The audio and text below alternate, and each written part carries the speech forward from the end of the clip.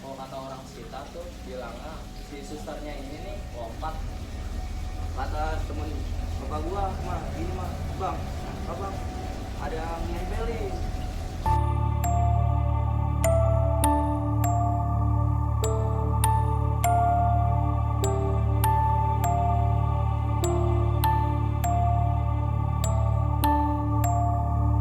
Dan ya balik lagi dengan kita, yaitu dengan judul podcast ngopi malam Jumat.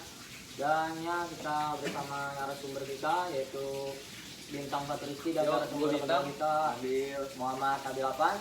Dan di sini kita seperti biasa akan podcast dengan cerita pengalaman-pengalaman horor. Dan ya langsung saja, kalau ingin lanjut dengar cerita dari mereka berdua, tonton sampai habis. Dan tanpa basa-basi langsung saja ke narasumber pertama. Gimana pengalaman horor lu? Pertama, tadi juga ngopi ya, Ngopi malam Jumat. tapi kita ngeteh. Iya, berarti Oke. diubah judulnya. Oke, malam Jumat. Oke, kalau cerita dari gue ya, bukan cerita gue sih, tapi cerita dari teman gue sendiri.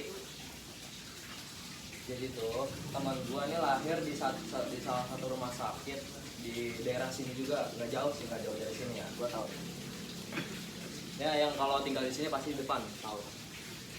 Jadi ini teman gue ini lahir di rumah sakit ini. Gue lupa ini rumah sakit atau kayak sejenis bidan atau gimana.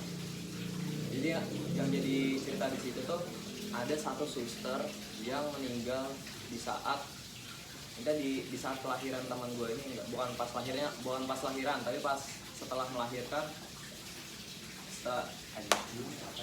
Setelah dilahirkan. Ya, setelah teman gue ini lahir, si suster ini meninggal.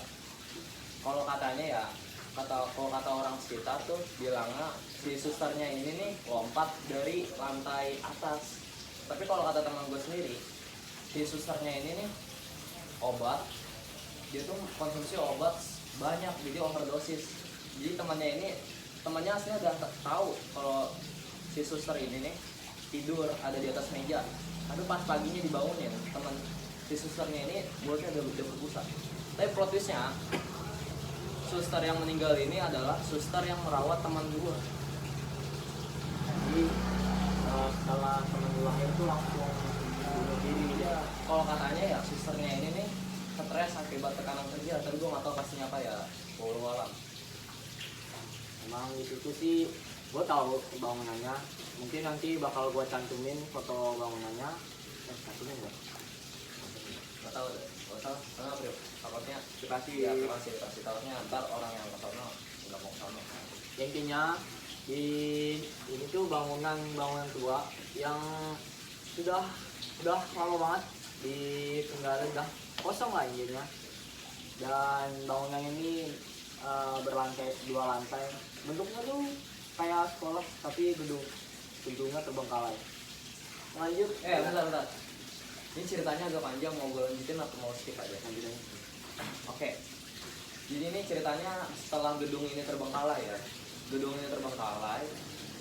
Lanjut ini kan pertama nyeritain tuh teman gua, kedua neneknya emang ada di tempat kejadian pas itu. Dia pas setelah gedung itu terbengkalai ada 3 orang anak main layangan, tapi pengen maghrib. Jadi dua orang anak ini balik duluan, tapi satunya masih sono. Kalau kata anak yang masih di situ tuh, anaknya ini nggak tahu, katanya dapat panggilan dari bangunan itu, masuk tuh bener. Alhasil katanya ya anak ini tuh hilang, dicari tuh bener-bener, katanya ada pencariannya, ada dari polisi juga ikut nyari 3 hari apa berapa minggu gue lupa. Ini pas anak ini keluar ditanya-tanyain, di dalamnya itu katanya ada istana gede, terus ya kayak istana pada umumnya, kayak banyak orang, kayak ada orang kerajaan atau gimana.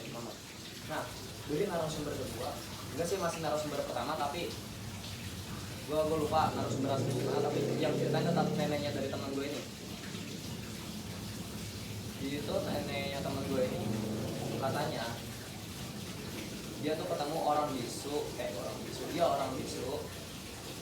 Dia tuh ngeliat ke bangunan terbengkalai itu, rumah sakit itu, ada katanya sosok Kunti, tau kan Kunti? Sosok rambutnya panjang. bener-bener ngeliatin ke arah dia. Maka pas orang biasa ini cerita tuh katanya ini ngapain bocah kan gini-gini ya panjang-panjang katanya. Akhirnya pas dijelasin lebih detail katanya ada pun di situ kita mau jangan satu nih banyak ayam. Kalau cerita-cerita warga setempat gitu sih kita harus percaya juga karena itu menjadi salah satu Pengingat ya, iya, juga. pengingat. Itu juga termasuk budaya karena cerita warga setempat itu termasuk kepercayaan warga lokal. Jadi percaya. Gue Saya juga percaya kita ya percaya aja soalnya kan yang kejadian mereka gitu. Kalau kita nggak bisa mastiin, tapi kejadian mereka. gue juga percaya sih kalau mereka itu ada karena disebutin juga kan kalau di dalam Al-Quran itu kita itu hidup berdampingan dengan mereka. Jadi ya gue percaya kalau misalnya itu. Jadi kalau misalkan teman gue cerita tentang itu ya udah kita percaya aja. Percaya aja nggak apa-apa. Ya lanjut ke narasumber. Ya kalau lo Bil, cerita lo apa? Ya, pengalaman gua saat liburan bersama keluarga ke puncak. Pergi bersama keluarga pukul 7 dan nyampe ke tempat tuh jam 9. Sampai tempat tersebut gua sama keluarga gua tidak bisa masuk villa tersebut dikarenakan masih ada yang masuk villa itu belum habis waktunya. Berarti gua harus nunggu dulu dong. Oh jadi ada orang sebelum lu yang masih di situ jadi belum waktunya check out ya? Iya belum. Oke.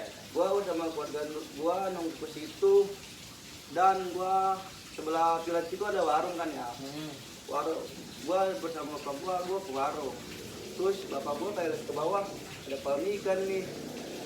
Bapak gua nanya ke tukang warung tersebut, "Pak, itu ada di bawah ada empang, Pak."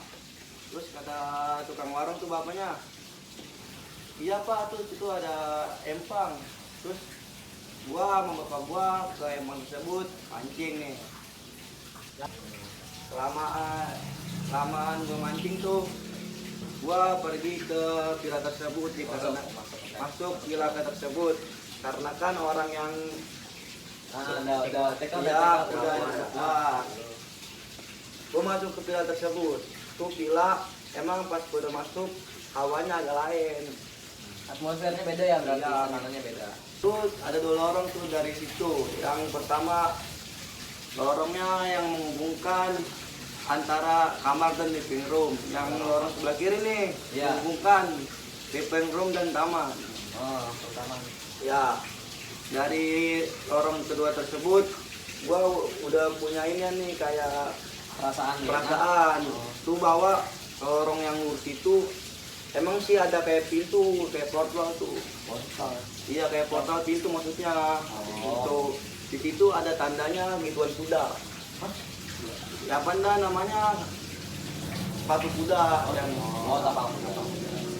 ya habis masuk lorong itu gua istirahat. Kemudian gua renang dan santai. Santai lagi nih ya. Kebo emang umumnya. Kesalahan gua di situ tuh maghrib orang-orang mau pada masuk ya. Iya. Gua di depan begini aja. Waktunya Iya, sambil Kayak- biasa anak muda nikmati lagi puncak. bener. Tapi itu emang pikiran gua sih kosong. Menikmati masa suasana puncak lah. Keesokan harinya kan gua pulang nih. Terus dalam hati gua pengen ke Bogor terus aja ya.